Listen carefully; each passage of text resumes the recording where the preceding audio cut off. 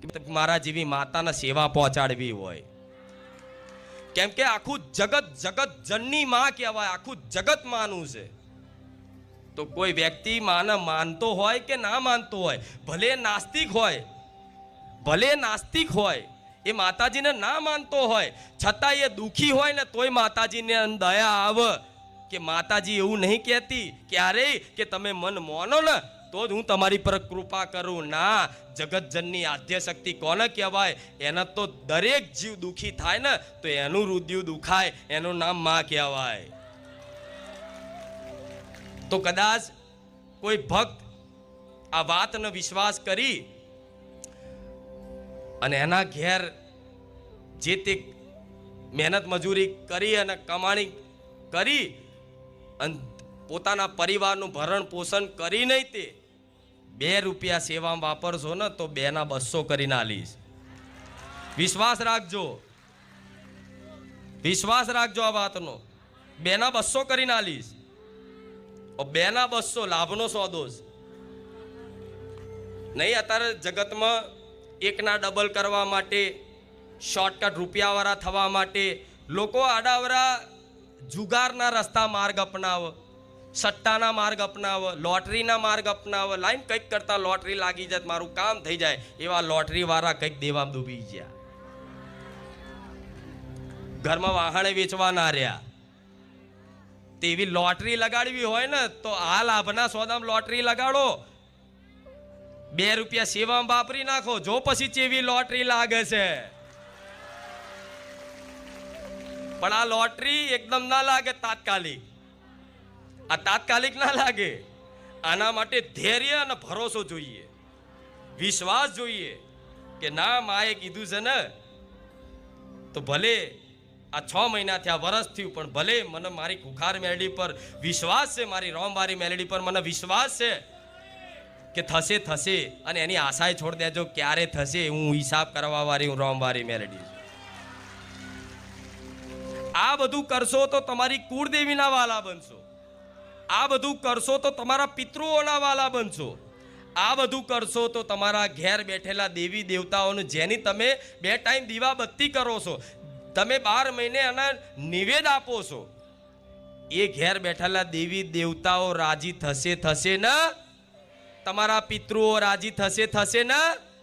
પછી ભલે પિતૃઓનો ઘેર દીવો નહીં કરો ને તોય ચાલશે, પણ જેણે આ મારી વાતનું પાલન કર્યું એના માટે આપે રૂપે મારા જેવી માતા, તમારા પિતૃદોષ હોય ને, પિતૃદોષ તો આ સેવાની ભાવનાઓથી એ પિતૃઓની તૃપ્તિ કરી આલું એ મેલડી છું.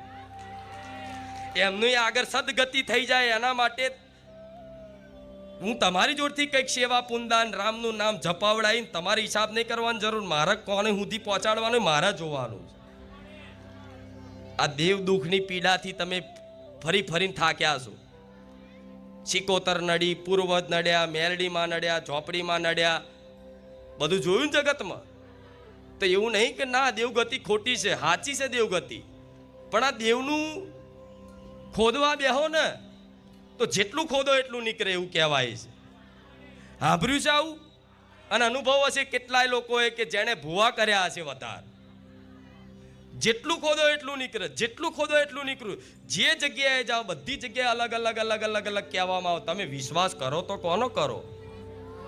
આ બધું જોતા મેં માતાએ મારા ભગવાનને પ્રાર્થના કરીને મારા ભક્તોનું કલ્યાણ થાય એ માટે સીધો અને સરળ ઉપાય શોધી લાવીશું. ખાલી આટલું કરો, કોઈ દેવ દુઃખ નડવા દો તો ગોળા હું રોમવારી મેલડી નહીં. કોઈ દેવ નડવા દઉં તો, એકેય દેવને નડવા દઉં તો, ભલે કોઈ ન્યાયવાળા હશે ને તો ન્યાયવાળા દેવ નહીં, તે તમારા મનમાં વસી અને પુનદાન કરાઈ અને હારી ભાવનાઓ જગાડી નહીં, તે એ દેવનું સમાધાન હું મારી જોડે છે, ચિંતા ના કરતા. પણ ફરીને થાક્યા હોય તો દરેક ભક્તોને કહીશ કે વિશ્વાસ આવતો હોય બારેજા ધામમાં, વિશ્વાસ આવતો હોય અમારી વાણીમાં, તો અમારી વાત પકડી લેજો. ચોય ભટકવાની જરૂર નહીં, ચોય ભૂવા કરવાની જરૂર નહીં, કોઈ જગ્યાએ દાણા જોડાવાની જરૂર નહીં, કોઈ જગ્યાએ વારણ કારણ કરવાની જરૂર નહીં. અરે બધા જંતર મંતરને એક બાજુ રાખીશું, હું ખુખાર મેલડી છું. આ વિશ્વાસથી બધું થઈ શકે. શેનાથી થઈ શકે? વિશ્વાસથી થઈ શકે. આ વાતનો વિશ્વાસ કે માં તું બોલી ને, અમને વિશ્વાસ છે. કદાચ કોઈ દુઃખ જીવનમાં આવે તો માની લેવાનું કે માં તે કીધું છે કે કોઈ કર્મોના કારણથી અમે દુઃખી થઈએ છીએ, તો સ્વીકાર કરી લેજો, એક્સેપ્ટ કરી લેજો આ વાતને કે હા માડી અમાર ગુનાહ થયા છે. અને તમારા જીવનમાં જ્યાં ત્યાં કદાચ જેણે જેણે અધર્મ કર્યું હશે, જેણે જેણે જીવનમાં કંઈક ના કંઈક પાપ બન્યા હશે જેના જીવનમાં, તો એને એ પાપનો પશ્ચાતાપ એક દિવસ તો થાય ને. એની અંતર આત્મા અંદરથી બોલે કે મેં બહુ ખોટું કર્યું. મરતી ઘડીએ તે મૃત્યુના અંતિમ શ્વાસોમાં તે એને એવો અહેસાસ તો થઈ જ જાય કે ખરેખરમાં મેં બહુ ખોટું કર્યું. પણ અત્યારથી જ તમને મૃત્યુ પહેલાંય તે અહેસાસ થઈ ગયો છે કે ખરેખરમાં માં તારી વાત સાચી છે, અત્યાર સુધી માં અમે બહુ ખોટું કર્યું, પણ માં અવત બારે જાત ધામ આવી અને તારા ભરોસાના દમ ઉપર, તારા વિશ્વાસ ઉપર અમે બારે જાત ધામ આવી અને એવો સંકલ્પ કરીએ છીએ કે માં જેટલા બને ને એટલા અવશ્ય પુણ્યના કાર્યો કરવા છે, સેવાના કાર્યો કરવા છે. માં સારા